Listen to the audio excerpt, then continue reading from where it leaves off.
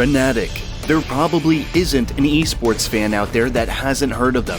With 8 teams, dozens of won tournaments, and millions of fans, this London-based organization is one of the driving forces of the industry and has always been in the front row. But where there's light, there's also a shadow that not too long ago was cast upon Fnatic's CSGO division. Safe to say that Fnatic forever carved its name in Counter-Strike global offensive history. Initially by winning the first ever CSGO Major Championship during DreamHack Winter 2013 in Jönköping, and later thanks to their back-to-back major wins at both ESL One Katowice 2015 and ESL One Cologne 2015, a record that was only tied by Astralis after IEM Katowice 2019, 4 years later. But the Swedes' pedigree doesn't end there, with ESL Pro League titles as well as many other championships strapped under their belt. However, if you look closely, you will notice a gap between March of 2018 and October of 2019. 2 big slumps happened there, and back then, nobody was certain of the team's future, especially after their run at IEM Katowice 2018. They finally got back to winning ways. Their first time in almost 2 years winning an event. They took down Katowice, which was unbelievable, and did so with Golden on board. Everything looked good. It looked like the ship was back on course, and then instant changes, and they've gone through a lot of them and continue to go through a lot of them. The mentioned changes included signing Exist, Lecro joining NIP, and most importantly, Golden leaving for Cloud9. All these shuffles made the Swedish boat shaky again, but the biggest hit without a doubt came in August and September. First, Fnatic got crushed during DreamHack Masters Stockholm, and soon after, 10 seconds left, Heroic need to plant. Yeah, this is desperate, but it's still so doable. There you have it. Failed during Face It Major London 2018, where after 12 consecutive majors, Fnatic lost their legend status for the first time ever. With Flusha also leaving for Cloud9 and more shuffles within the roster, the Swedes decided to reach out for proven solutions, and in October added a young prodigy named Brawlin to their active lineup. Brawlin had already helped Fnatic in the past, and this time it would be no different, with their first results together coming at IEM Chicago, something that hasn't gone unnoticed. Before we added Brawlin and Twist, I think our lineup wasn't so...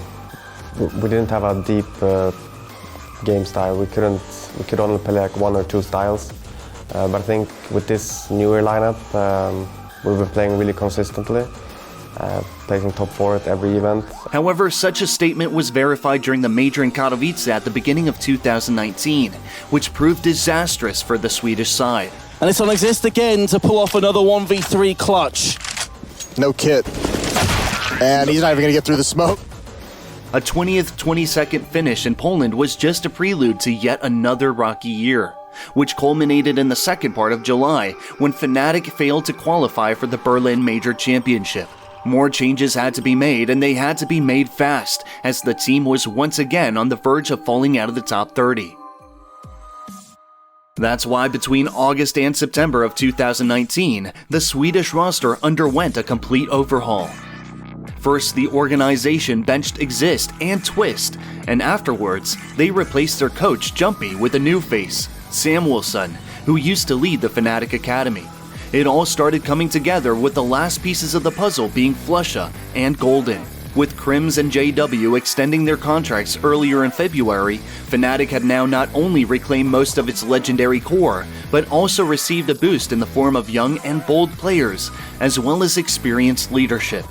And this mix quickly yielded its first results on their home soil in Malmö. They are reborn! They are your Crossbow DreamHack champions! After DreamHack, the updated Fnatic roster placed second both at Star Series and I-League CSGO Season 8 and at the ESL Pro League Season 10 finals in Odense, only to later step into 2020 on a high note with the semifinals in Katowice, followed by a great run during EPL Season 11. Which clearly showed the current state of the Swedish roster. Oh, no, Don't- nice. no, no. He's young, he's Don't young. do it, JW. Just win the round. Watch him dude. 180. Watch Mantu just have a 6th sense. Oh my Never God. mind. Oh no! Is it gonna work? Turn it. Yes!